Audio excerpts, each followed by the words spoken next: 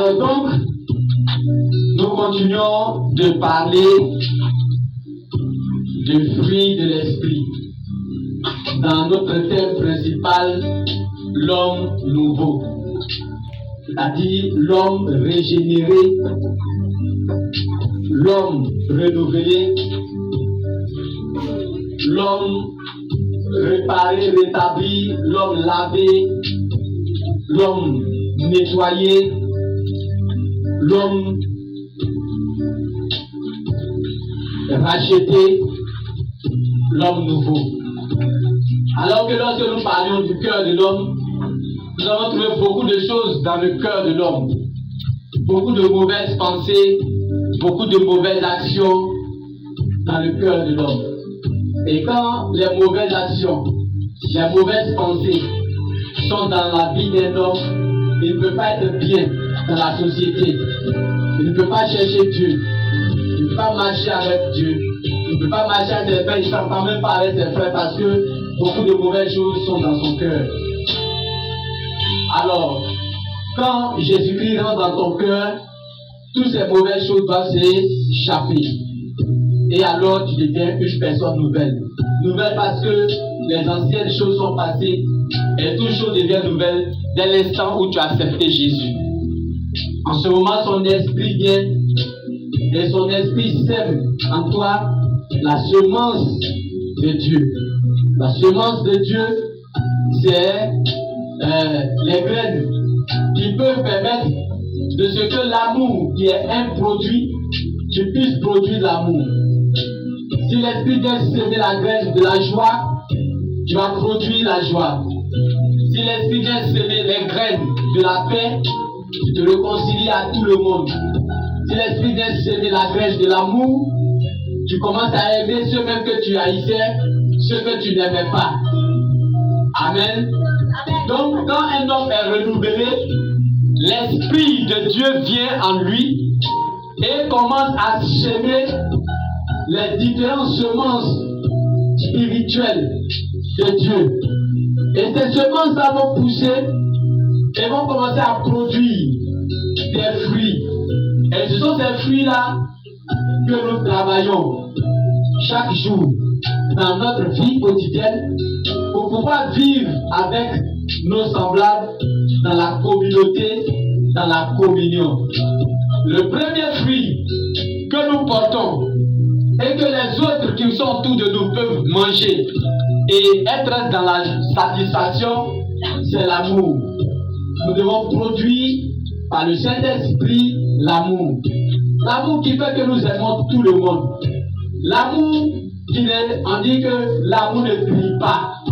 L'amour ne fait rien par rivalité, par jalousie. L'amour est au-dessus de tout. Donc cet amour qui nous met au-dessus de toute considération, le Saint-Esprit en nous, nous commençons à produire ce fruit qui nous met au-dessus de toutes les considérations, qui fait que nous ne regardons plus les gens comme nous les regardions avant. Nous les aimons, nous ne les haïssons pas, nous ne les rejetons pas, nous les acceptons tels qu'ils sont.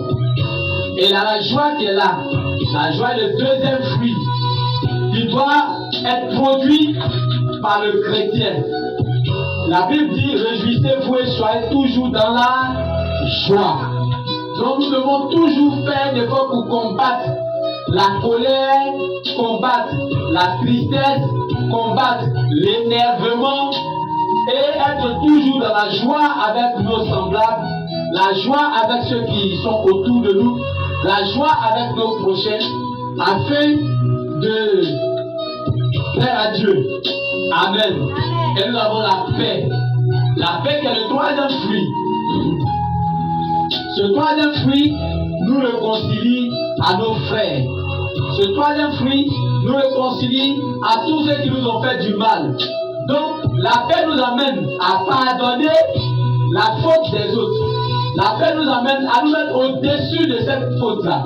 La paix nous amène à vivre ensemble avec les autres, en harmonie, en communauté, à partager avec eux ce que nous avons. Amen. C'est pourquoi la Bible dit soyez en paix avec tous. Donc nous devons avoir la paix.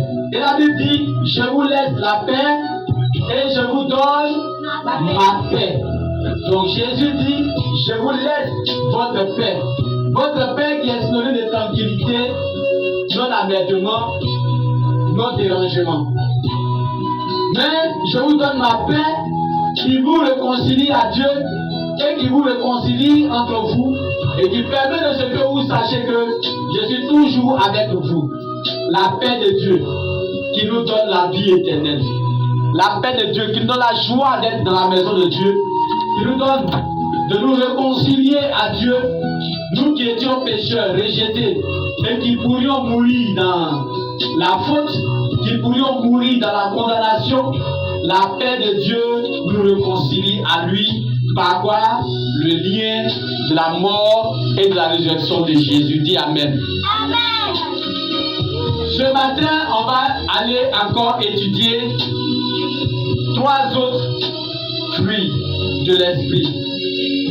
Les 3 autres fruits de l'esprit, nous avons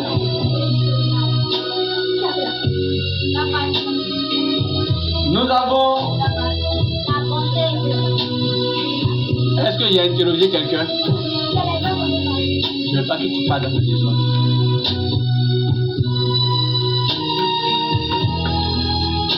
Les 3 autres fruits de l'esprit, nous avons pour cette étape de la connaissance du Saint-Esprit et de ses actions,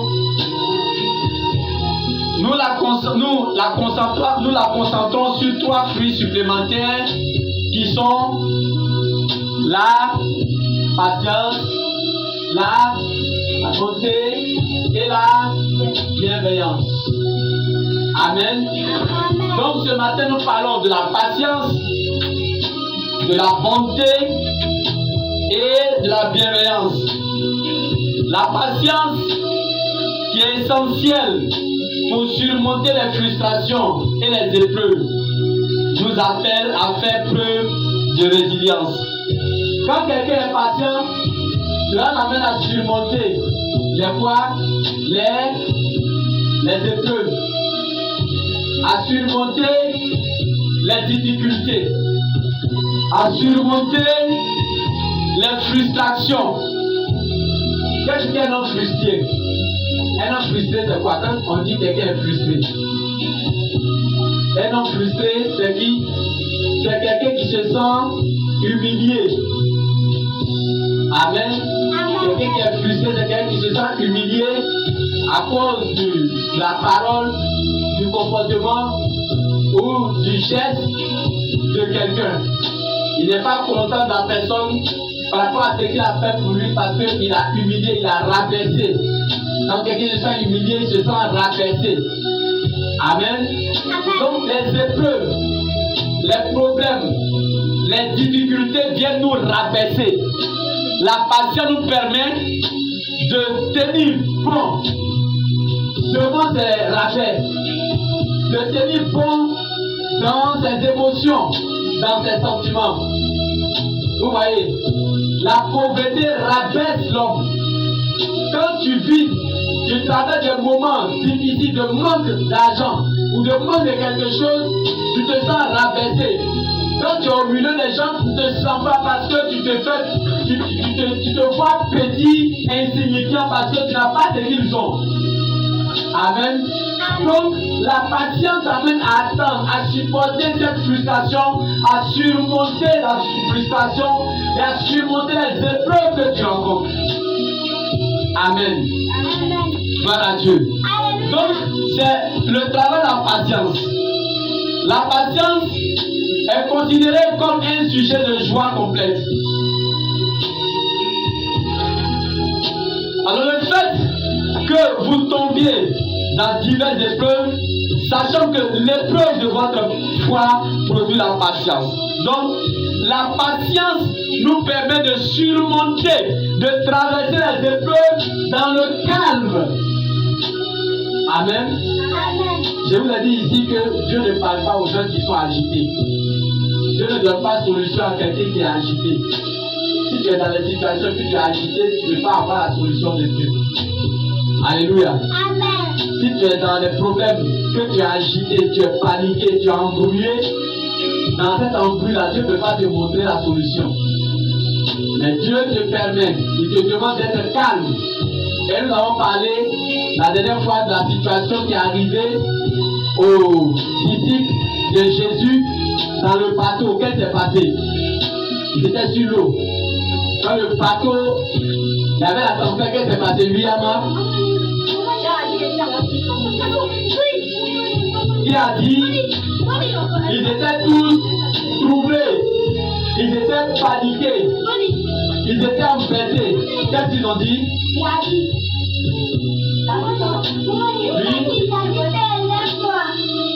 Il dit, Maître, nous allons tous périr. Ils étaient tous paniqués. Parce qu'ils ont tout essayé, ça ne marchait pas. Donc, ils croyaient déjà qu'ils vont mourir.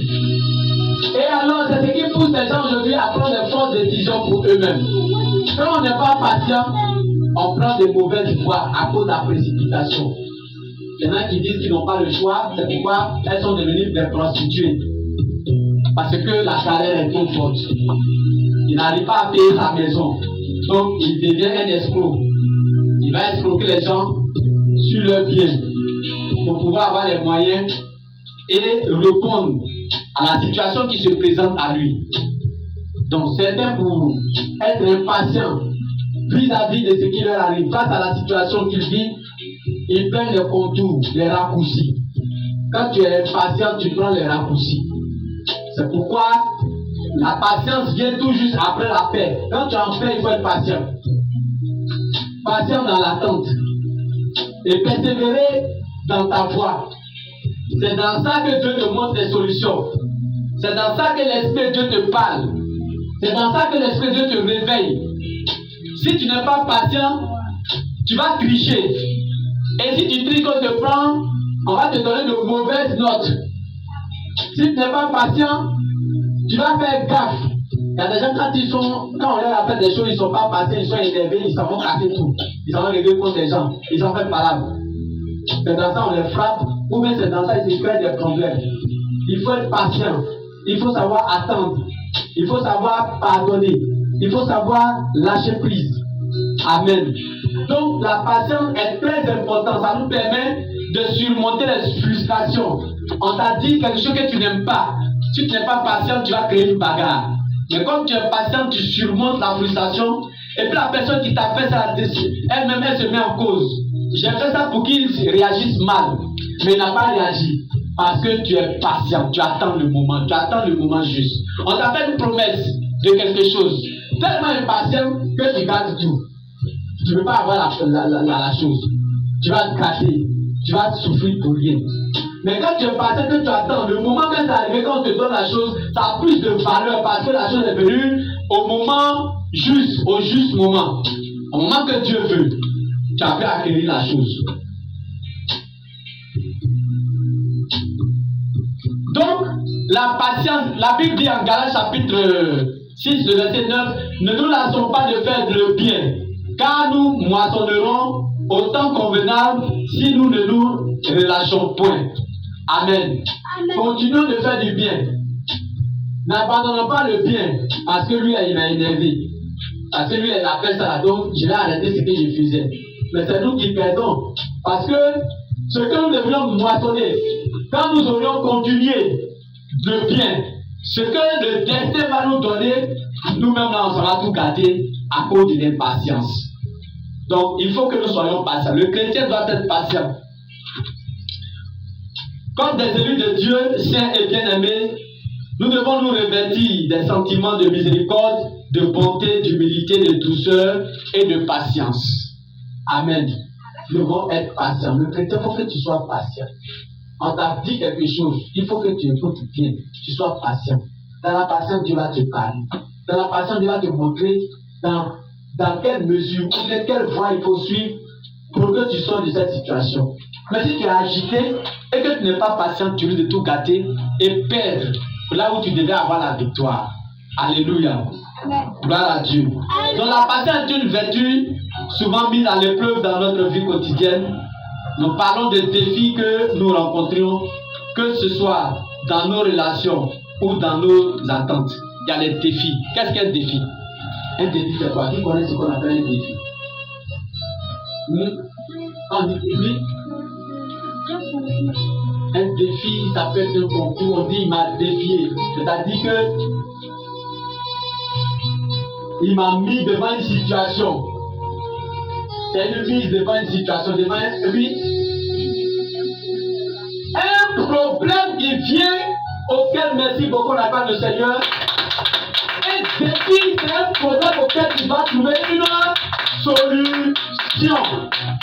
À l'école, quand vous donne en mathématiques, on dit problème, non? Vous trouvez solution, vous posez les opérations avant de trouver les résultats. Voilà. Donc un défi, c'est une situation. Un défi, c'est un problème auquel on doit trouver une situation. Un défi, c'est un chemin auquel on doit trouver une issue. Amen. C'est ça. Un défi, c'est un problème auquel on doit trouver une solution. Donc si tu n'es pas patient, tu ne peux pas trouver solution au problème, à la situation qui t'arrive, au problème qui se présente à toi. Donc la patience nous appelle à faire preuve de tolérance et de compréhension, à la fois envers nous-mêmes et envers les autres. Donc nous partageons des exemples de figures bibliques qui ont fait preuve de patience, comme qui? Comme Job. Il était malade, gravement malade, il a tout perdu. Il était abandonné de tous ses amis, mais il n'a pas osé abandonner Dieu. Il est resté fidèle à Dieu. Alléluia. Amen. Il est resté fidèle à Dieu.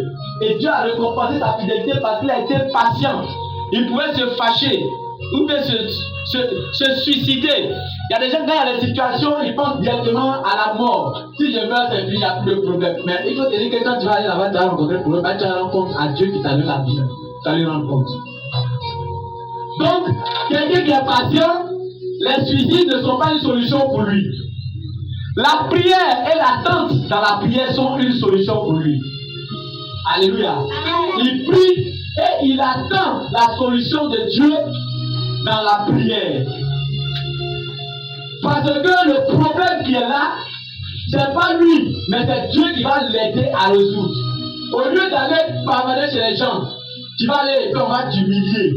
Il faut commencer d'abord par Dieu, être patient et attendre la solution que Dieu va te proposer. Amen. Amen. Voilà ce que c'est que la patience. Il y a Job. Et la qualité de Job peut nous aider à traverser les temps difficiles avec grâce. Job a traversé les temps difficiles, n'a pas abandonné, mais resté accroché à Dieu. Donc quand nous parlons de patience, il veut nous dire que les problèmes peuvent arriver, les difficultés peuvent arriver, on peut nous insulter, on peut nous menacer, on peut nous traiter mal, mais restons patients, parce que notre patience va produire les fruits. Notre patience va amener la grâce de Dieu à se manifester. Alléluia. Gloire à Dieu. Il faut être patient. La patience va amener la grâce de Dieu à se manifester dans ta vie. Donc tu vas grandir. Tu vas grandir, il faut être patient dans la vie. Il ne faut pas être trop pressé. Si tu es pressé, tu seras devenir une prostituée. Si tu es pressé, tu seras devenir un mauvais citoyen, un braqueur, un bandit, un drogué, un vendeur de drogue. Parce que tu veux forcément devenir riche rapidement. Alléluia. Tu vas devenir un mauvais citoyen. Parce que tu veux faire les choses rapidement. Il y a des enfants qui se sont engagés dans cette voie-là, on les appelait encore ici le microbe. Au lieu là, ils sont devenus grands. Le mauvais comportement est collé à eux. La mauvaise habitude est collée à eux. Quand même ils sont devenus grands, mais ils continuent toujours de faire des choses qui ne sont pas bien. Un matin, vous allez voir, s'ils ne vont pas changer et que tu n'as pas accepté Jésus pour que la parole les atteigne et les transforme, on va les voir soit en prison ou bien dans la rue, tomber sous qu'on appelle la force des balles des policiers, ou bien les gens vont les frapper dans la rue et les tuer. Parce qu'ils n'ont pas été patients et attendent que les choses se réalisent dans le temps comme Dieu les a disposées. Amen. Soyez patients. Ne soyez pas pressés. Si vous n'êtes pas patient, si vous n'êtes pas patient, vous allez tricher. Et si vous trichez, quand on vous prend, on va vous sanctionner. Et si vous continuez dedans, ça va forger votre vie, vous serez des mauvais citoyens. Qui veut être un mauvais citoyen? Qui veut être un mauvais citoyen? Qui veut être un bon citoyen? Qui veut être un bon citoyen? Ceux qui veulent être de bons citoyens, levez-vous.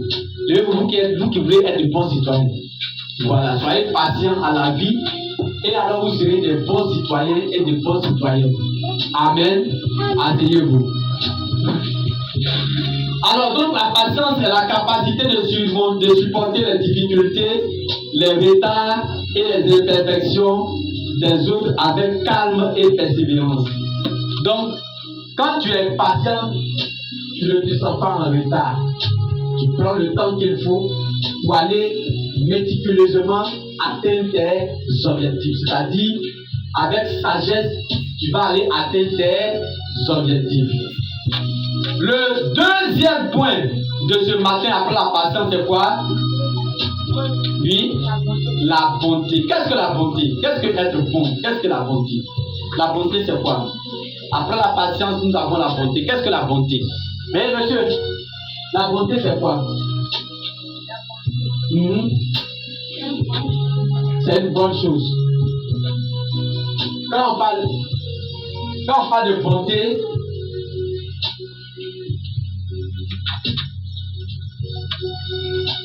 de bonté, on parle d'un acte intentionnel de faire du bien.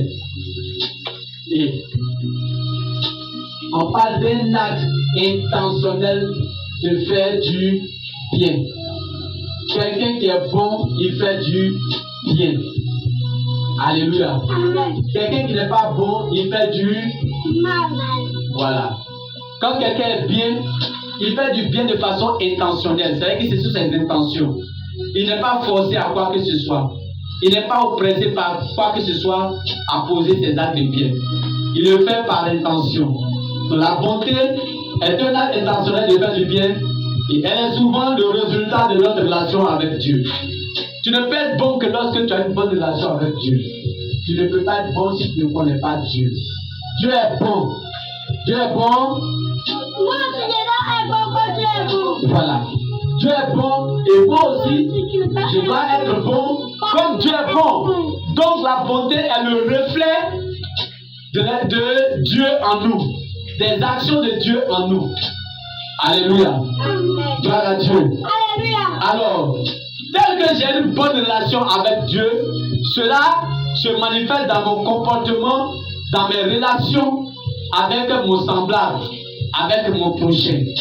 Alléluia. Amen. Quel acte, quel exemple de bonté que vous connaissez dans la Bible?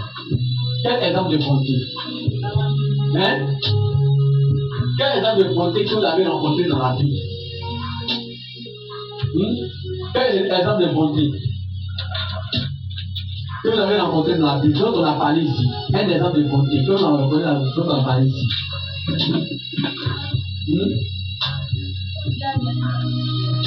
Quoi? Un exemple de bonté que nous avons rencontré ici, c'est le bon Samaritain qui voyageait et qui a trouvé quelqu'un qui ne connaît pas tomber dans la rue, frapper, voler, piller. Qu'est-ce qu'il a fait? Il a fait quoi? Il a soulevé pour le mettre sur son âne. C'était un âne, c'est pas un cheval, un âne. Il a mis sur son âne et il a fait quoi? Il est parti à lui où? Non, pas chez lui à la maison. Il est parti le donner à quelqu'un pour le soigner à l'hôpital. Qu'est-ce qu'il a fait à l'hôpital?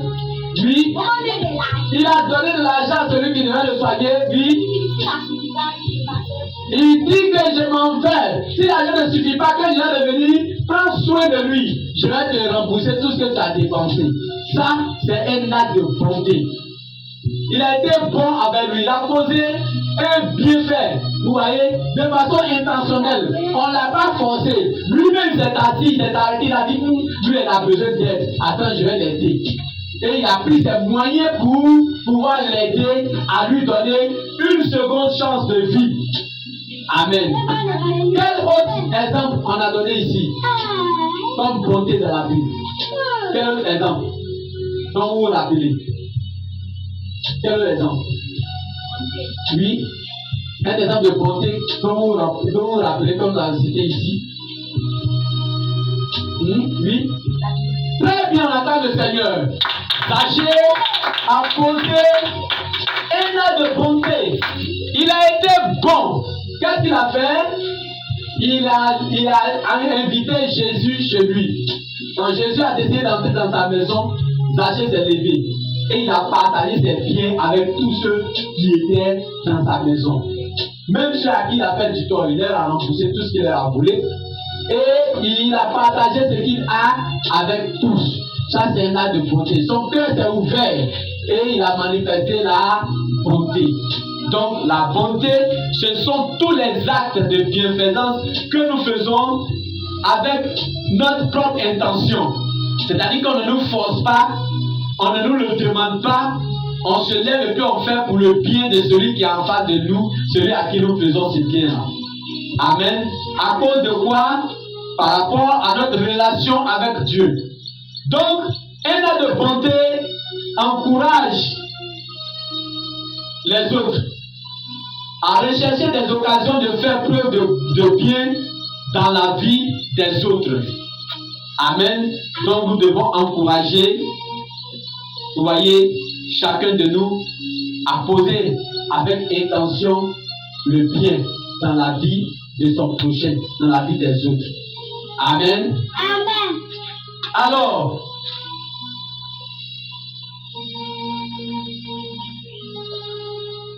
qu'est-ce que je peux faire pour montrer ma bonté envers quelqu'un? Qu'est-ce que je peux faire? Qu'est-ce que tu peux faire pour montrer ta bonté? Oui.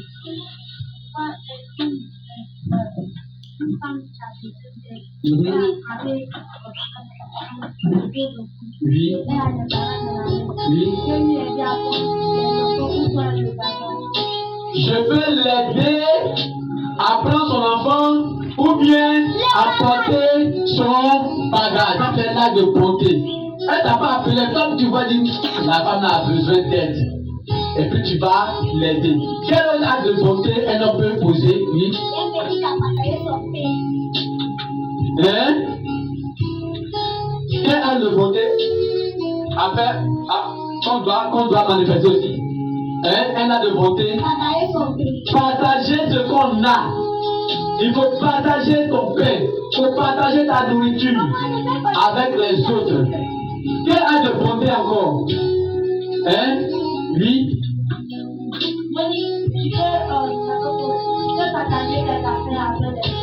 Donner aussi de ce que tu as aux autres, sans même qu'on te le demande. Amen. Oui. Un exemple de bonté. Servir. Être au service des autres est un acte de bonté. Donc, c'est cela. Offrir ton aide à ceux qui en ont besoin, cela peut inclure des dons et des œuvres de charité, des visites de prière, des visites d'amitié à des personnes malades ou en situation de difficulté, tu les visites. Amen. Ça, ce sont des actes de bonté. Amen. Et aussi, des personnes en prison, allez leur rendre visite, allez leur offrir de la nourriture, des médicaments et autres, c'est des actes de bonté. Ou simplement être là pour écouter quelqu'un qui traverse une période difficile. Pensez à des moyens d'améliorer sa vie et la vie aussi de ceux qui vous entourent, même par des gestes simples. Avec des gestes simples, tu peux aider quelqu'un à avoir l'espoir dans la vie. Tu peux prier pour lui, tu peux lui rendre visite. Amen. Tous ces petits gestes-là pour manifester ta bonté. Quelqu'un a accouché par exemple, c'est pas ton parent, c'est pas ton ami, mais tu te lèves, tu vas acheter savon, tout ça, tu viens lui donner, ah vraiment j'ai vu que tu as accouché, voici, c'est un acte de bonté. Dieu apprécie ce genre de choses. Quelqu'un enfin tu le vois, tu vas acheter la nourriture, lui donner pour qu'il mange, c'est un acte de bonté. Dieu apprécie ces actes. tu es allé, tu as faim, tu es allé acheter la nourriture, et puis tu vois qu'il y a un qui est là qui n'a pas faim, bien manger, et puis tu lui fais de la place pour qu'il mange avec toi. Ça aussi, c'est un acte de bonté. Nous devons être bons les uns envers les autres. Comme Dieu est bon envers nous, nous aussi nous devons être bons, intentionnellement bons. Le dernier point de ce matin, c'est la bienveillance. Qu'est-ce que la bienveillance? La bienveillance, c'est quoi?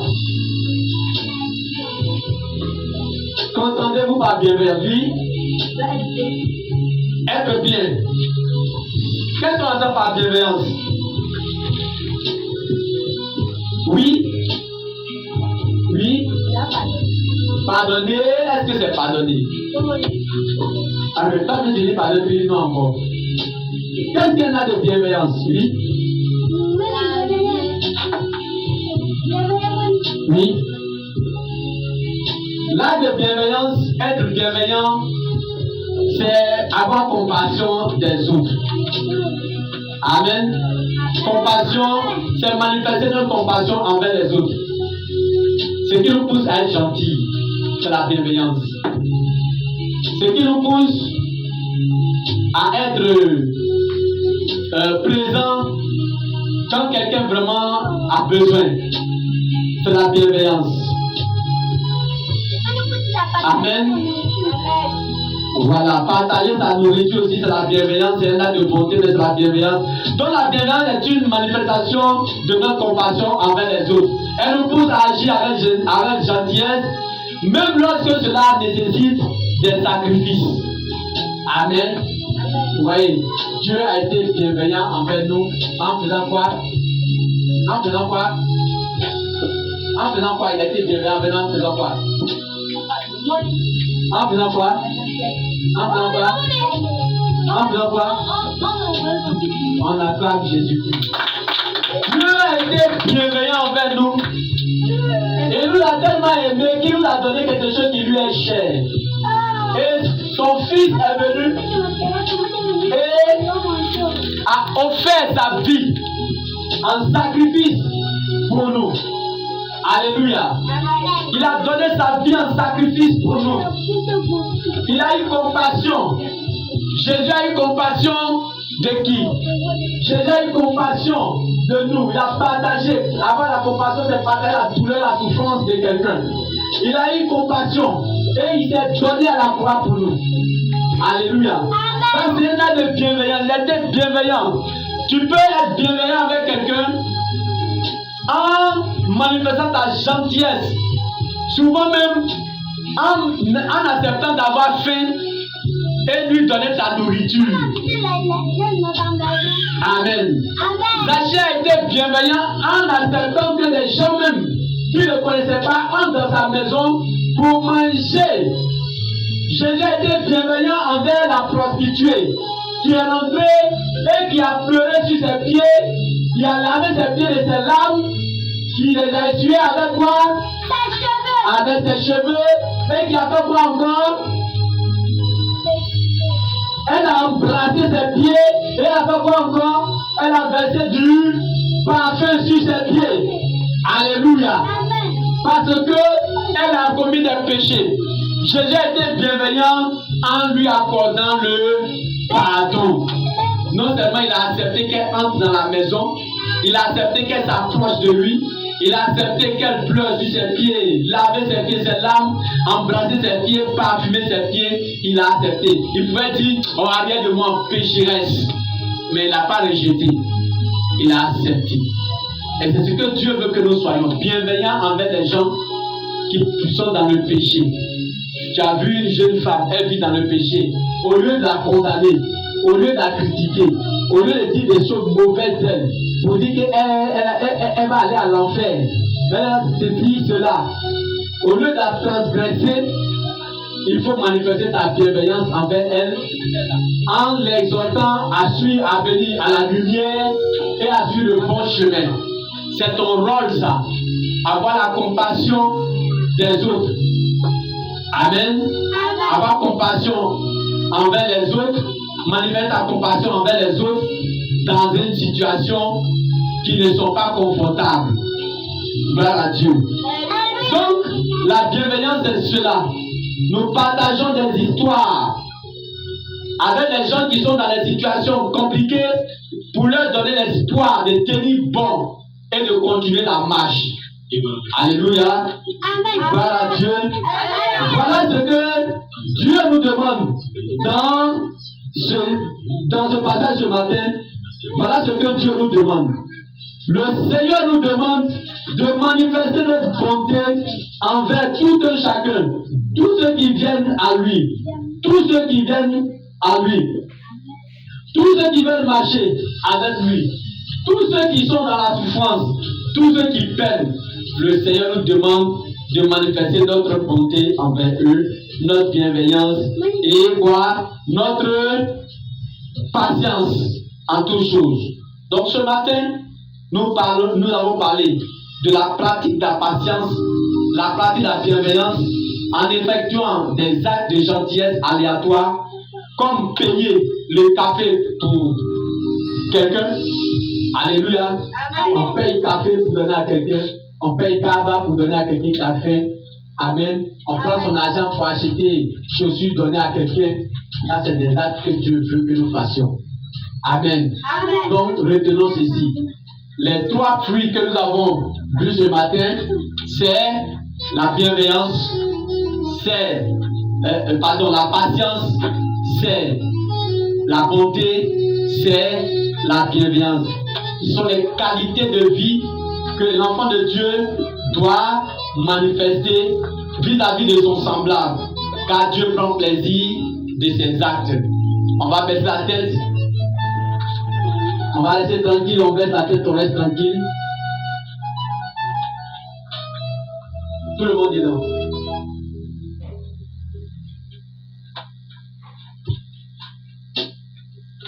On baisse la tête, on reste tranquille. Alléluia. Amen. Seigneur, nous te rendons toute ta gloire ce matin. Pour ce moment partagé avec tes enfants. Nous leur avons appris ce que c'est que la patience. Nous leur avons expliqué les avantages d'être patient. Nous leur avons dit que la patience est une vertu souvent mise à l'épreuve dans notre vie quotidienne. Nous leur avons dit que la patience nous permet de relever les défis que nous rencontrons, que ce soit dans nos relations ou que ce soit éternel des amis dans l'attente. Nous devons être patients. Seigneur, je prie ce matin que tu envoies le Saint-Esprit dans la vie de tes enfants, dans leur cœur, pour que tout ce qui peut provoquer l'agitation, la précipitation, qui pourrait, Seigneur mon Dieu, les conduire à avoir, éternel des amis, une vie dérisoire et éphémère, soit écarté. Je confie leur cœur et je prie afin que tout ce qui est hésitation dans le monde, qui pourrait, Seigneur mon Dieu, les rendre impatients à la vie, soit ôté. Galates chapitre 9, le 6, le verset 9 dit: ne nous laissons pas de faire le bien, car nous moissonnerons en temps convenable si nous ne relâchons point. Seigneur, je prie de ce que tes enfants soient des hommes de bien, des femmes de bien, et que, Seigneur mon Dieu, dans la suite de leur vie, ils soient des exemples, des modèles, au nom tout-puissant de Jésus. Amen. Père, nous avons par cette même foi leur parlé de la bonté. Et que la bonté est un acte intentionnel de faire le bien. Et elle est souvent le résultat de notre relation avec toi. Et nous avons encouragé, nous les avons encouragés à rechercher des occasions de faire peu de bonté dans leur vie quotidienne. Car la bonté vient de toi. La bonté cherche le bien-être de l'autre. La bonté cherche l'épanouissement de son prochain.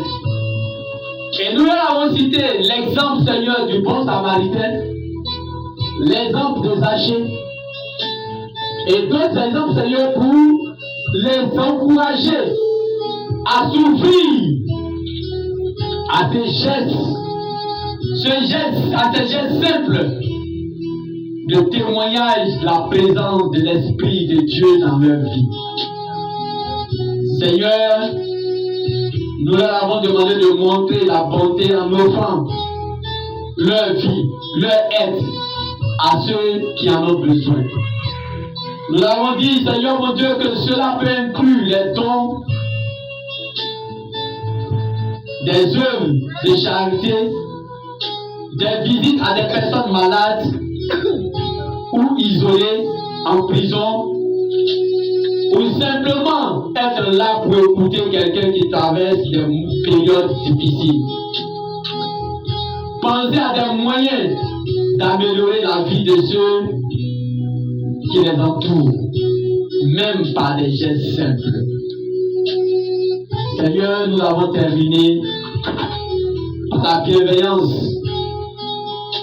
Et nous leur avons expliqué que tu as dit, soyez bons les uns envers les autres, compatissants, se pardonnant réciproquement, comme Dieu nous a pardonné en Christ.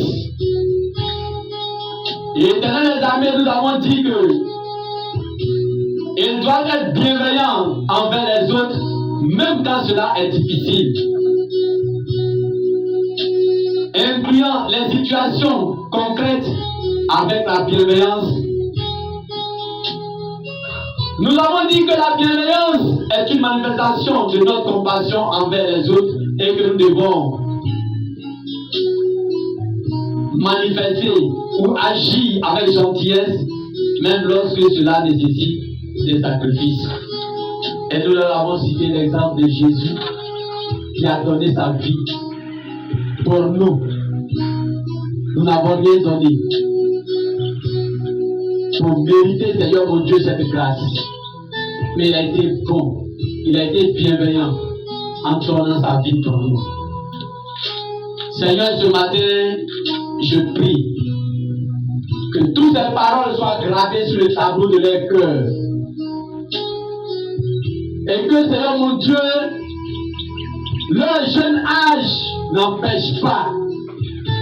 les empêche pas d'être bons, ne les empêche pas d'être patients, ne les empêche pas d'être, Seigneur, bienveillants, mais qu'ils triomphent, Seigneur mon Dieu, des événements de l'enfance, de la jeunesse, jusqu'à l'âge adulte. Nous prions que ta gloire s'étende sur eux, que tu les couvres le nom de ta toute puissance, Seigneur. Qu'ils soient, Seigneur mon Dieu, sous la protection de tes ailes puissantes. Que l'Éternel échappe à tout filet de l'oiseleur, à tout piège qui leur sera tendu dans cette vie. Seigneur, prends contrôle et prends soin d'eux. Manifeste ta bonté. Révèle-toi, comme tu l'as dit en Joël, dans les derniers temps, je répandrai de mon esprit sur toute chair. Vos fils et vos filles prophétiseront. Qu'ils aient des visions, Seigneur mon Dieu. Qu'ils soient des enfants et des armées de distinction. Que ta gloire s'étende sur eux. Partout ils seront, Seigneur, qu'ils occupent la première place à cause de la qualité de leur vie, la qualité de leur relation. Seigneur, gloire à toi ce matin. En ce dimanche 20 juillet, nous allons progressivement, Seigneur mon Dieu, incliner toutes les pages des 31 jours, Seigneur, du mois de juillet. Je prie, Seigneur, ce matin, la semaine dans laquelle nous entrons, soit une semaine victorieuse. Une semaine, Seigneur mon Dieu, de la visitation spéciale du Saint-Esprit dans la vie de tes enfants, dans leur maison, dans leur famille, dans la vie de leurs parents. Et que ton nom soit glorifié. Et dans ta droite, et que ce que nous leur disons ne soit pas semé, Seigneur mon Dieu, dans les rocs, dans les déserts, sur le chemin. Mais que, Seigneur mon Dieu, la semence trouve éternel, Seigneur mon Dieu, où éternel Père, ces semences vont naître en eux, vont pousser, vont produire, éternel, des fruits dignes, Seigneur, des enfants de Dieu. Seigneur, accepte ma prière. Accepte ma prière ce matin. Je voudrais les voir, Seigneur mon Dieu, demain, être des responsables, Seigneur, ayant de bons témoignages, Seigneur mon Dieu, de la vie, ayant en eux, Seigneur mon Dieu, l'esprit toujours manifeste, et que tout ce qui s'opposerait à la réalisation de ce que nous proclamons sur leur vie ce matin soit consumé dans le sang de Jésus, dans le feu du Saint-Esprit, et soit noyé dans le sang de Jésus. Seigneur, prends contrôle, manifeste-toi, étends ta droite, Seigneur, qu'il soit toujours sous ta protection, contre, Seigneur, tout ce qui pourrait nuire à leur vie, à leur corps physique, à leur corps spirituel, tout ce qui pourrait éteindre les amener au Dieu des dieux, polluer leurs pensées, au nom tout-puissant de Jésus, soit réprimé, soit réprimé, soit réprimé, soit réprimé, soit réprimé, soit réprimé, soit réprimé. Seigneur, nous appelons la délivrance éternelle des armées dans la vie de ces enfants. Que tout ce qui les emmène à résister à ton appel, à résister à la parole, à faire en sorte qu'ils ne comprennent pas ce qui est dit. Seigneur, tout ce qui fait leur oreille et de les amener soit enlevé et que les oreilles s'ouvrent, leur entendement s'ouvre à toi, qu'ils soient connectés à ton esprit à tout moment au nom tout puissant de Jésus. Seigneur, gloire à toi pour tous ceux qui sont comme eux dans le monde entier ce matin. Tous les hommes, toutes les femmes, Seigneur mon Dieu, qui entendront, Seigneur, cette voix, qui entendront, Seigneur mon Dieu, ce qui a été dit ce matin, ce qui est dit ce matin, qu'ils soient délivrés de ce qui les liait au nom de Jésus. Qu'ils soient délivrés du malin qui les liait au nom de Jésus. S'il y avait des hommes, des jeunes, des femmes impatients, qu'ils apprennent maintenant à être patients par la vertu du Saint-Esprit au nom de Jésus. S'il y avait des gens qui manifestaient la méchanceté, qu'ils soient délivrés de cette méchanceté ce matin au nom de Jésus. S'il y avait des impatients, que le Saint-Esprit les apprenne à être patients maintenant au nom de Jésus. S'il y avait des gens qui n'avaient pas la bienveillance éternelle des armées, qui ne manifestaient pas la bienveillance, qu'ils soient bienveillants au nom de Jésus. S'il y avait des gens qui ont les difficultés de manifester la bonté, leur bonté envers leurs semblables, oh Dieu, je prie que tu sois au contrôle de leur vie et que la vie change, qu'ils soient bons les uns envers les autres, au nom tout puissant de Jésus. Amen. Que l'amour de Dieu, amen, la grâce de Dieu, amen, la présence immuable de notre Seigneur Jésus-Christ, amen, vous accompagne toujours le matin, toujours à midi, toujours dans l'après-midi et toujours les soirs et toujours toutes les nuits au nom de Jésus. Au nom de Jésus. Au nom de Jésus. Seigneur, je demande que tous ceux qui entendront cette voix ce matin, que ce soit sur les réseaux sociaux, ou éternel des armées ailleurs par autre moyen, par un quelconque moyen, que cette parole, Seigneur mon Dieu, crée en eux des foyers de réception, qui reçoivent, Seigneur, cette parole qui transforme leur vie, qui transforme, Seigneur, leur entourage. Que tous ceux, Seigneur mon Dieu, qui ont des besoins, des problèmes, la voix leur soit ouverte, afin de partager, Seigneur mon Dieu, leur sujet. Et que nous entretenons cela, éternel, devant toi. Nous voulons intercéder, Seigneur, pour nos frères. Nous voulons les confier, Seigneur. Nous prions que tu déclenches des situations, éternel, qui rendra ce projet favorable, éternel, et réalisable. Nous prions pour le ministère du potier. Nous prions que tu nous donnes, Seigneur, de triompher de tout ce qui pourrait décourager les bonnes actions, tout ce qui pourrait décourager les amis au delà de l'évangélisation, tout ce qui est perturbation, afin que ton nom soit glorifié chaque jour, Seigneur, au nom tout puissant de Jésus. Acclame Jésus. Acclame Jésus. Acclame Jésus. Acclame Jésus. Acclame Jésus. Acclame Jésus très fort. Acclame Jésus. Amen.